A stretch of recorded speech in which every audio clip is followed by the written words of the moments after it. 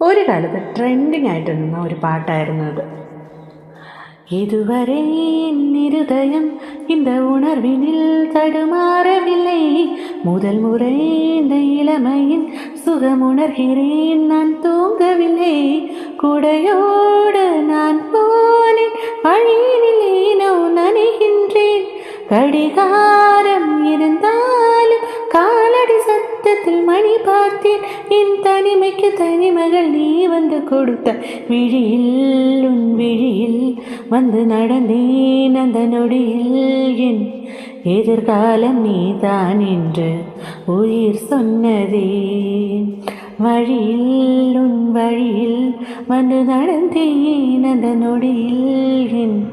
வழித்துணை நீதான் என்று நிழல் சொன்னதே, உன்னோடு வாழ்ந்திடத்தானே